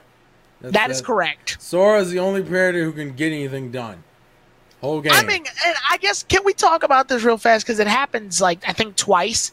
You get to control Riku 2 times in the game. And he gets his ass whooped 2 times, plot-wise. Yeah, the first time you get to control him, I actually did appreciate. I liked using Riku because Riku's maxed out. It's also early game Riku. Right. The Riku's maxed out, which gives me, I guess as a video gamer, I like this because it gives you a virtual idea of what you're aiming for. In terms of a character. Yeah, he's already maxed out and leveled up. And that's what Sora's supposed to be. That's what you're aiming to get. It gives you a clue as to what you're in for. I actually do like that treatment of Riku. Is it better than Kingdom Hearts 2's treatment of Riku? Absolutely not. But it is interesting. So, did you have any thoughts on Riku's temporary playability? I don't mind the fights. I hate that they're essentially the same fights twice. Yeah. You fight the Tower Heartless twice, if I remember correctly, with Riku. Yes, you do. And then he wishes for Sora, and Sora saves him. Right. It is I was hoping we would do that more, and we only do it. That's if you count each of Riku's things as individual fights, then it's 3 times it happens. 2 Rikus and 1 Aqua. Right. And I like it, but it's just not. It wasn't there. It lost potential. They back off. Yeah, they back off too quickly afterwards. It's like you had such a great idea, and then you reel back on it so quickly. I like that I got to use Aqua because of the whole birth by sleep and fragmentary passage stuff. And then the minute I get to use Aqua, it's over before I get the chance to really even appreciate it.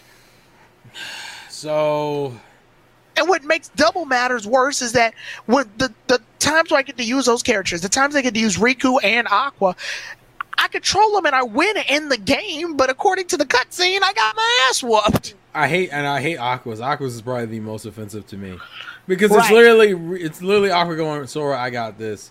You guys have been holding down the fort for too long. Let me show you what I can do. And then you fucking lose, and you're like, well, shit. Is this what we're doing, game? And then you find out as you play the game, the rest of the plot sections. Yeah, that's literally what we're doing. We're just gonna fucking have Sora. Sora literally is God in this game. He is the only character who gets anything fucking done. Even though I would think Riku, ironically enough, I think Riku is more mature in this game. He still doesn't hold shit on Sora. It is insane to me. And then we have Kairi. I guess we can talk about them real briefly because in between the story, we get cutscenes where Kairi and Lee are training, and I gotta say, it doesn't really amount to much. Even during the cutscenes before they fight, it's just like, yeah, we're gonna talk about Sora for a bit because why not? And then afterwards, it's not really, it doesn't go anywhere. I think is the biggest issue is that it's wasted potential. And that's their biggest flaw. Axel, I'm a little annoyed by how much aware he is of who he is. I'm more annoyed that you had one chance. You've been too kind of built Kairi up to get her shit together. And Dream Drop Distance, she's going to go take the test. So she's going to go train to be a Keyblade wielder. And we're all sitting there in the background going, woo, that means she might be playable. Kingdom Hearts 3 or be useful. No, bitch. No, absolutely not. Absolutely useless. And I'm like, absolutely. And I'm just sitting there in my room screaming, Why, Nomura? It was all you had to do was make her just give me a cutscene of her kicking some Heartless ass. That's all I fucking needed. You couldn't even do that. I'm so bummed. I'm so frustrated with that aspect. Is there anything else we need to talk about before we hit the fucking war? Ventus coming back after being asleep for so long is very underplayed too. It's just like, yo, I've been asleep for like what, almost 13 years. To be fair, the entire end game is like this, and why? Yeah, because they threw everything together. You should have. You should have interwoven that. To me, you should have rescued Aqua, probably after maybe somewhere between Frozen and. What was the other world paired with Frozen? Monsters Inc. Yeah. You should have rescued her either in between those two worlds or after Monsters Inc. And then mixed in like main plot with like Sora, Donald, Goofy stuff. Yeah. That's not what you did. You just told me that Riku and Mickey ain't shit for 2 different fights. Aqua's been Norded, and we need Sora to get his shit together so we can actually progress the plot. And making Sora have to get his powers back as an excuse for him going to the Disney Worlds feels so distant from the actual issue that's going on. I would have much rather them say, Sora, go investigate the Disney Worlds to see if you can find out if they're gaining Organization 13 members to regain the 13 Darknesses, and try to stop them before they get the chance to do it. That way, Sora has a reason to go to these worlds. He's looking for the Organization members, and he can potentially get to fight them like he did in Kingdom Hearts 2 rather than save them all for the war.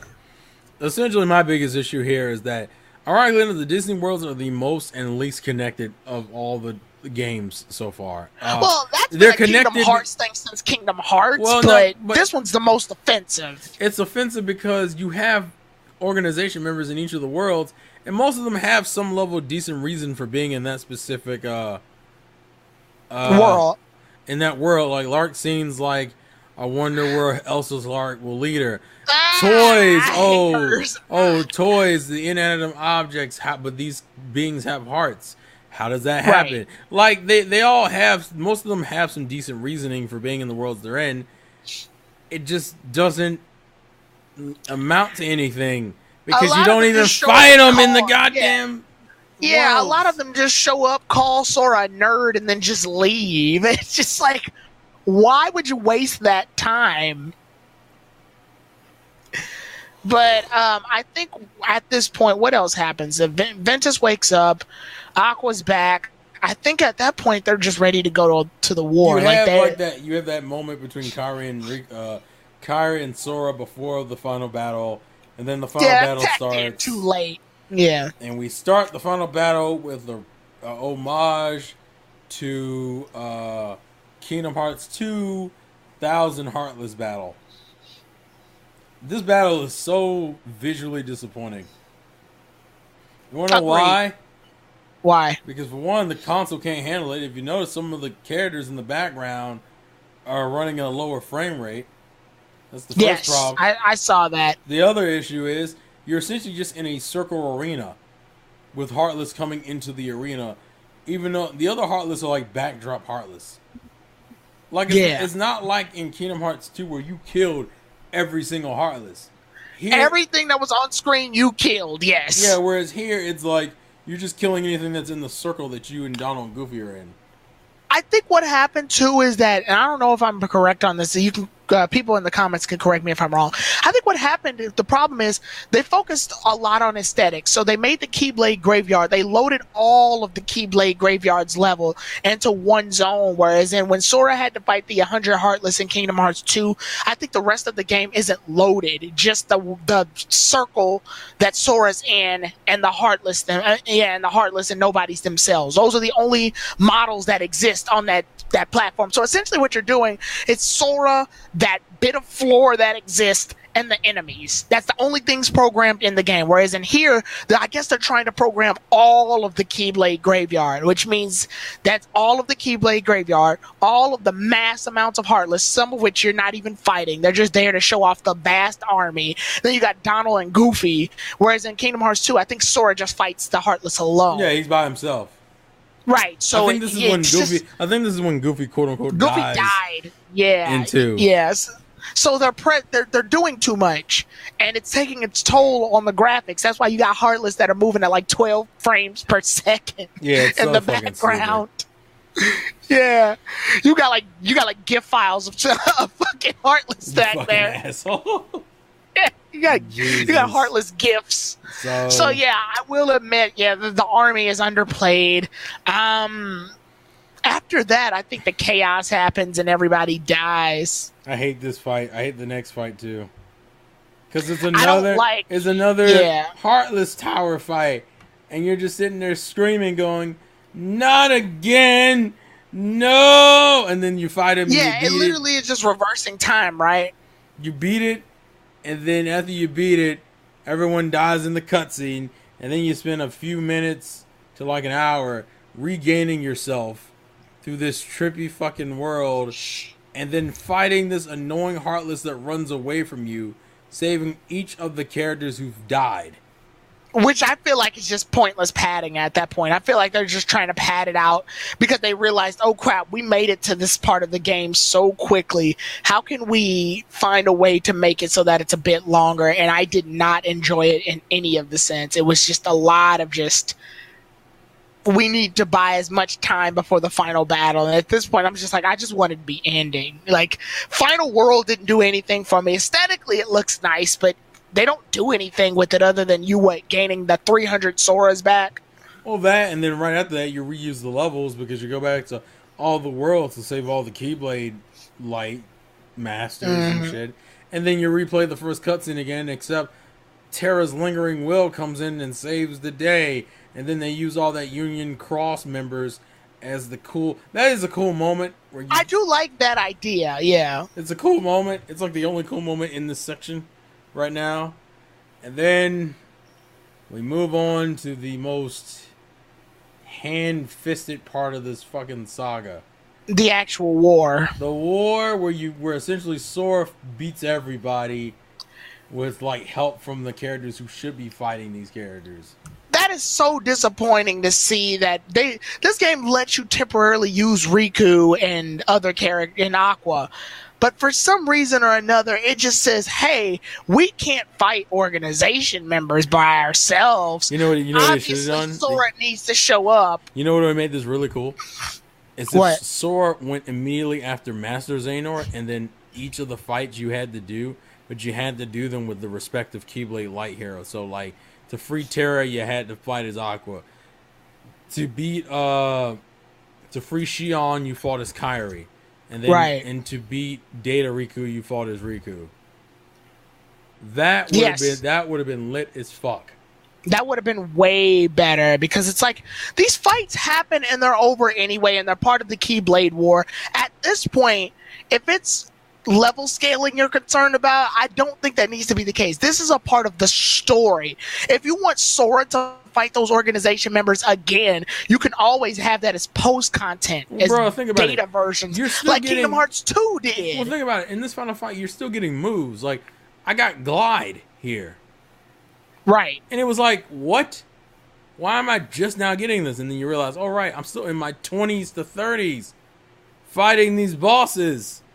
Why am I so low level? Oh, because the game really wasn't designed as an RPG. It was designed as an action game that lasts... with RPG elements, right? Yeah, which is not how it used to be. Kingdom Hearts used to be a balance of both. Now it's lopsided. Right. So we got the fights. We got all the reunions. Which, I mean, as much... Kairi dies. Well, yeah. Okay, put it this way. The reunions I enjoy partially because of my fandom, but, like, other than that, it's like... they all come back to back from each other, so the emotional draw isn't there like it's supposed to be. Yeah. And it's such a kick. I don't know if you caught Axel's comment on this, but I don't like when he's like... when he memes the shit out of Xemnas. He's like, I'm you. You know how popular I am. Yeah, that, not just that, but like when they all catch up to Sora, and he's like, "We had a couple of loose plot ends to tie up." It's like, dude, don't reveal the curtain. We know that y'all had plot ends to tie up. Don't tell us. You gonna make Tyrone shave. That's how angry you get him in this review. Right? Like, don't tell us that loses the magic. It's like, what if? I don't know. What if, like, and I don't know. What if? Remember that scene where they had to burn the Going Merry in One Piece? Yeah. Remember that? They all cried and everything. That would be like a character looking at the screen, going, "Isn't this sad? Look how sad this is." Like, I don't need you to fucking tell me that. I know. So I don't like when Axel's just like, "We had to tie up some loose plot ends," and I'm just like, no shit, I'm playing the story. I know. Like, who are you telling that to, Sora? Because he doesn't care either. But after that, we get the Xehanort fight, which one? Because there's like 14 phases to it. No, I thought you were talking about young Xehanort, Xemnas, and Xehanort.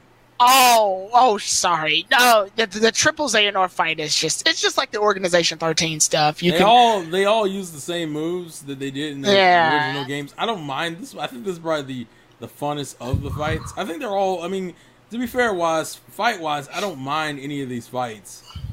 I don't like clustering all of them together in one thing, though, because it kind of loses its. They seem weaker in comparison. Yeah, they seem weaker as a sum than they did in parts. Because I go back and I play Kingdom Hearts 2, and I'll fight like Larxene by herself, and she's so fucking deadly. But I fight her teamed up with Luxor and everybody else, and I'm just like, wow, that was easy. I ended that quickly.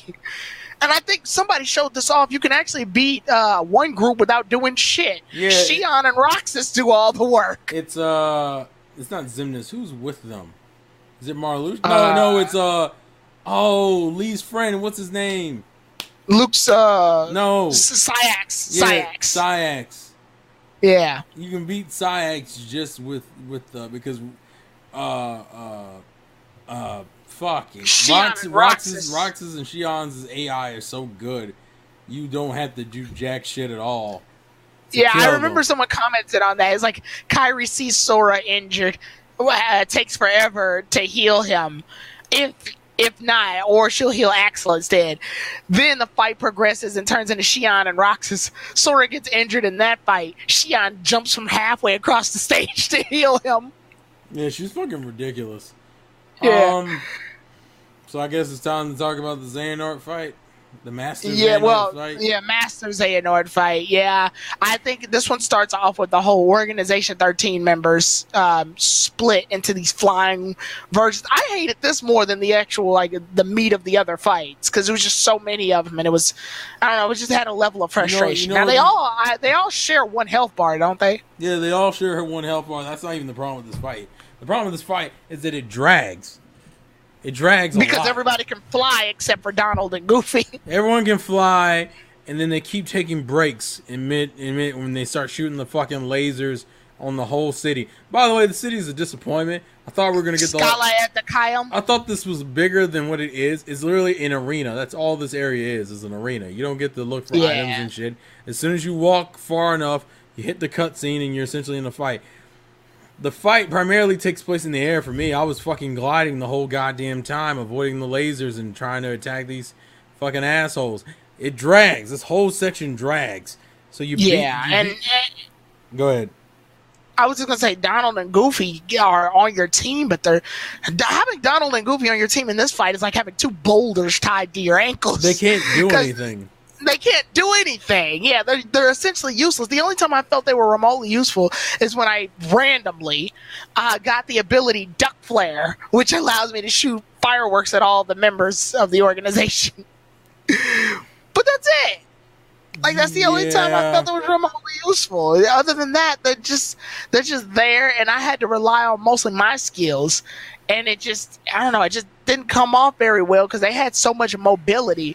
And yes, Sora can glide, but that's only, when you're making him glide. It's essentially a disappointing fucking first phase. Yeah. And then we have the second phase. Yeah, and I was gonna say also, it is a waste of Scala Oh, Edikayam's yeah. area because it's such a beautiful looking place, man. And it's been reverted to what, just like you said, just a battle arena. Yeah.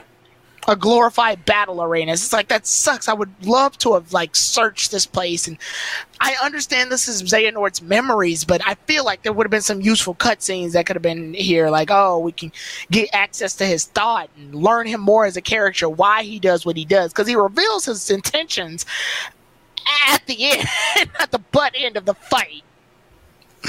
So yeah, well, I guess we can move on to his various forms at this point. It's only really two. Yeah, but there's phases in the fight, I believe. So the first one is when he bends the world around and you fall off the side and you have to attack him on the side of the wall and then run up the wall to get to him. It's a pretty basic section. It's fine. There's nothing really different about it. The section goes to shit when he drowns you. Yeah, I hate the water one. Now, I remember my friend, she played it and she had no problems with him, only because she took Sora down the magic path, so using Thunderga was you could cheat the fuck out of that boss if you're just using magic, because magic hones in. Right. If you decide, but I'm a warrior fighter, so it's like, yeah, so we got punished essentially. Got my ass whooped. It's a pretty uninteresting fight in the water. It's like a weird mechanic they thought was cool. Like, they were so proud of their water mechanics. Let's base a third of the fight on it, and I'm like, it's not interesting. It's like they got so proud of the fact that you can like you said, the underwater fighting was actually pretty smooth in this game. It's just like, yeah, but you wasted because you give him so many options underwater. With Sora's only got like the 3. Yeah. So the second phase isn't that interesting to me. It's all it is. It's an air fight, right? Yeah, half of it is off the warp air area, and then the other half is underwater. There's not a lot to the fight. So at this point, Sora can just fly full reel this time. Like, you don't need to glide. This is just actual flying now. I exhausted a lot of my items at this point, so I was mostly just healing using his Curaga spell. Yeah, that's and how just I was doing it. Keeping my distance long enough for my MP to gain back so that I could fight him off when I had enough health. And yeah, I was just keeping that pattern up at that point. And then I think after that, it's just you fighting him in his regular form at that point. His his regular form, but he has the Keyblade. Not to be confused with the Keyblade, because it's the Keyblade, not the Keyblade. It's the Keyblade. The X-Blade. I call it the X-Blade, but it's called the Keyblade. Like, whatever. It's a stupid fucking naming convention. This is the most Kingdom Heartsy of the fights. I agree with that. The best part of it is literally the end of it. When it's over. Well, because of the Donald Goofy thing. Where they speak through the PlayStation's controller instead of that fucked with me, because I thought that was a really good. I will say that's probably one of my favorite parts of this game, is that I think the Donald Goofy Sora dynamic is the best here, and this was a good culmination of that idea. So I was cool with that, but I have a sneaking suspicion you have other feelings, not only about this fight, but what comes right after it. Well, oddly, after what I went through with his one phase, this phase of Xehanort doesn't bug me, per se. I do know that if you were fighting very offensively throughout the most of this game, then you're going to get your butt kicked a lot in this phase of the fight, because this Xehanort encourages you to fight defensively. So you can't just go swinging, Keyblade swinging at Xehanort this time around. You'll have to, find your opportunities to attack, especially when he turns you into Anti-Sora or Rage Form Sora, because he'll forcefully do that in the fight, causing Sora to go into his Rage form. And the only way you can really fight him off is to beat him up so that you can gain health, and then change back to your regular form, which isn't terribly offensive. It's just, why did they do it? Like, why? Yeah, I don't have words at this point. And yeah. But after that, everything else isn't really offensive. I know there's a section where he is invincible, like the entire area is white, and the only way you can really, only thing you can do at this point is just defend yourself. is this an issue that I barely remember any of this third phase at all? Oh, well, I remember it because I had a lot of deaths, but for just me, it was just me not knowing his fighting style. Now I know how he fights. Beating him is nothing now, but back then I just memorized all of his attacks. But yeah, at least and Sora gets a nice little like Disney esque ending with him working with Donald and Goofy to make that power of friendship beam to beat him. So I wasn't offended by that. It's the cutscene afterward that kind of bugs with me. So did you want to talk about it, or did What about the his motives? I fuck Xehanort. That's my Yeah. response. Okay. Is that it? Is that your short version? Yeah, of that's my the? short version. I have no real words Okay. for him because I was so done at this point. I was like, Yeah. I didn't even care. My issue Mentally, I was my exhausted. issue Yeah. my issue comes at the very end of this. So Okay. that's where I'll So say my rant. yeah, and I have an issue with that too. But I'll go ahead and tackle this. Yeah. So the reason he did this in the first place is because he wanted to have Kingdom Hearts, the actual Kingdom Hearts, the heart in the sky, cause a purge to basically reset every world, all the Disney worlds, all the worlds that exist within the confines of the story. He wants to start a purge, and the reason he wants to start a purge is to reset all the worlds over so that he can rule them all under an iron fist. I've played enough Pokemon to know this is a bullshitty ass reason why villains do stuff. They basically want to put the world on reset mode so that they can, recreate it in its image. And I gotta say, for as many games and how convoluted and how complex Xehanort's plan was, this is the shittiest motive I've ever seen in my life to ever want to do anything. Now, restarting the world is a common, goal for a lot of villains, a lot of psychological villains. But for the steps that Xehanort took in order to get this far, I don't like it. I feel like the motive that Xehanort has should have been a lot more complex. It should have divided Xehanort a lot more into a character and made him more of a villain.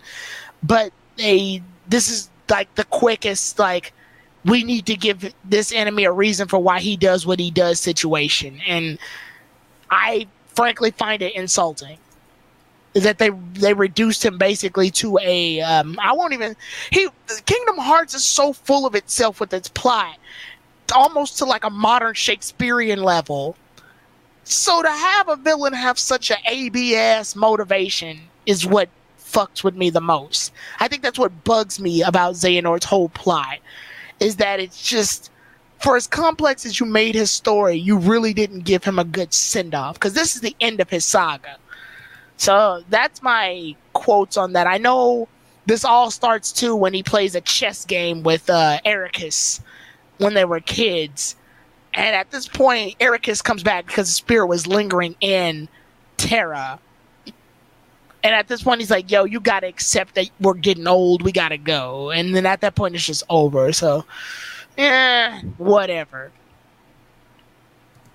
Oh, thank God. So, sorry if I dragged, yeah. No, not you. It's the drag of Kingdom Hearts 3's ending. So, Yeah. for the most part, everyone's back together and we're friends, but Kairi's dead, so Sora goes to find Kairi, and the game ends with us seeing the results of this game where, the fucking Birth by Sleep trio back together. The 358 over 2 days back Trio. together. Trio back together. But oh shit, Kairi's back and Sora's over there with them at the tree. Look how beautiful that. Oh, Sora's not there. Sora. Oh, Naminé is back alive and everything. But Sora's not there. Yeah. Sora's gone. And the next game will start a new saga, but Sora will remain the playable character. And all I had to say was this was the one. And Riku's there. Why? Yeah, well, Riku's there, but Riku's been there, so he's fine. Right. Why is that 2 has a better ending? Oh, two's ending is perfect. In fact, two's ending can kind of end the series if it wanted to. And I just sat there and I was like, yeah, because 2's ending takes place before we even knew anything about Aqua and Roxas. Right. Well, we didn't know the 358 over 2 days stuff about Roxas. Crew, we just knew about Roxas himself, so yeah. And Nominate. But two's ending is perfect. And so now you fuck Tyra, you fuck Riku because they don't have their boy with them because there's a high price to pay for wielding such power foolishly. Just as considering we had to wait so long for this game, this was the one game you should have just said, fuck it, here's a happy ending, we're gonna move on. And you couldn't fucking do it. Oh, we also got the whole Foretellers ending too. Are you talking about the secret ending? Yeah, the Foretellers. Oh, you're talking about the thing with Zigbar. The Sora's ending with Riku is a secret ending. That's the Yozora ending. So you're talking That's about the secret ending. So but the Zigbar stuff, yeah. I don't care about the Zigbar stuff. Yeah, Zigbar is really Lushu, and Lushu's one of the Foretellers, Masters of Masters, cohorts or whatever. Union Cross stuff. It's a bunch of Union Cross stuff. Yeah, I didn't give a fuck. I'll go ahead and rant about it first because I know you have some thoughts. I'm just gonna be quick about this. I hate this ending because it's so confident in the next game, and this is the last series to be cocky about that shit. Like, the last. You put us on a 13-year wait for this game. So to say, oh, wait for Kingdom Hearts 4 or whatever. No, absolutely not. That means that by the time I'm 50, Kingdom Hearts 4 will come out based on their track record. And I'm not prepared to wait that long. So, fuck you, Kingdom Hearts 3, for ending that way. Because it's like, Kingdom Hearts 2, yeah, Mickey gives Sora a message, but it ends in a way where it's like, it's up to you to decide what that is. It doesn't end in a way where it's like, oh, you'll have to see all these extra cutscenes in order to get a glimpse of what happens in the next game of Sora's exciting event. It just ends in a way where it's like, thank you for playing this game. There is more to come, but it's in the distance, and you don't have to worry about it right now. So, what are your thoughts on this ending? You had one job. You had one job, Square. All you had to do, Nomura, you had one job. Just make this a nice ending for people. We didn't care if it was campy. We didn't care if it was stupid. Just do a campy, happy ending like you did for the second game and move the fuck on. That's all you had to do. And no, you think your shit is so fucking pretty. It smells so fucking good. The diarrhea is gold to you, to everyone else, because you're the one who shat it. And all you did was put us on another fucking cliffhanger. It's almost out of spite. How dare you? It's just it feels like, oh, by the way, Kingdom Hearts isn't over. That's what I think the point of it was, just to remind people Kingdom Hearts isn't over. You could have done that easily with a new game after this one. No. I'm too tired. I'll be honest with you. I was gonna. Yeah, no problem. I understand. And we're gonna end it soon. There's just, I know a lot of people are gonna come in the comments right now and be like, "Well, that's what DLC's for, Tyrone." And it shouldn't need it. It was in development for 6 years. And I'm even gonna say, okay, I understand, because Kingdom Hearts has had a history of DLC air quotes by having final mixes. But here's my thing: Kingdom Hearts 2. When I played Kingdom Hearts 2, I played the original Kingdom Hearts 2, the one that came out on the PlayStation 2. I did not buy the final mix version because it didn't exist yet. To this day, I still feel like that version is a good version. It's still a good game. It's still a solid game. The final mix is nice. It's nice. It's nice additions, but it doesn't need final mix to become complete. I shouldn't have to go, oh, well, this game has lost potential now, but wait till the DLC. I don't know what it is about games nowadays where it feels like, oh, you need to wait for the DLC in order for it to become a competent game, when the game itself needs to just be a good game. So I'm not going to use the, oh, let me wait for the DLC to save its ass, because it should have already been a saved game from the get-go. We're talking 6 years in development. You mean to tell me that the only way I'm going to be able to remotely enjoy this is to wait for some paid content after the fact? Get the fuck out of here. I'm just so done with it. Yeah, like if I get the next Kingdom Hearts game, it's more than likely just going to be out of like it exists and thus I'll buy it. It's not really an anticipated moment like this was, because I've given up. Have you? I'm not saying giving up, I'm just disappointed. Yeah. So it is a disappointment. It's a beautiful disappointment. It looks outstanding. It has a lot of good elements. There's a lot of great elements about it.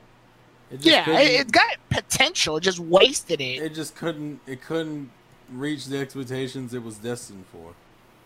Right. So, other than that, there's not much post content wise right now, because obviously, apparently, we have to wait. Even though 2 had post content even before Final Mix came out, but whatever. Yeah, I fought Dark Inferno. I'm still fighting him because he's just hard as shit. But I'm purposely not leveling Sora up to fight Dark Inferno. I'm just fighting him on the level that I ended the game in. I put myself through self-punishment because I want to see can I beat him with my regular strength and not rely on grinding. Was there anything else you went into or like played, or did you just sort of like move on to the next game after this was over? I'll be honest with you, I moved on to the next game. I don't think I picked it up since I beat it. Damn. Well, I know after I beat Dark Inferno, I'm probably never going to pick this up until unless they give some interesting DLC that'll catch my interest. But I'm not gonna sit here and wait for this game, for this franchise anymore. I'm just gonna if something happens out of it, then it happens. But I'm not, just take it as it comes. Yeah, pretty much. Yeah, I'll sit here and wait, because this game expects me to sit here and wait for it hand and foot when it failed to deliver during its third game. So, its third major game. But I think that's about it. Terrell, thank you for bearing this long discussion with me. No problem. I like Kingdom Hearts. I like Japanese games. I like Square Enix. Octopath Traveler is a great game. Let's talk about that next time. Well, when I get the chance to actually beat it. Yeah, you need to fucking. You used to have a lot of shit. It's funny because there's supposed to be Persona 5 news tomorrow. So yeah, and then there's a Persona 5. So yeah, that's always good as well too. So follow this guy. He's got multiple YouTube channels. I'm gonna name them off right now. The Insane Game Freak is his. That's your primary channel, correct? Yes, sir. Yeah, that's his primary channel. Terrell Game Vlogs is another channel that he has. Yes, Terrell's Game Vlogs. And then after that, you got this Schizomanic channel. That's the anime channel. That's the anime one. So if you're interested in anime and you want to hear his discussions, check those out. All 3 great channels. He's got great content. I joined him in a lot of his Pokemon movie discussion reviews. So check all of those out. And with that said, we'll see you all then, everybody. Tyrone the God 3 out. Peace. Peace. Oh my.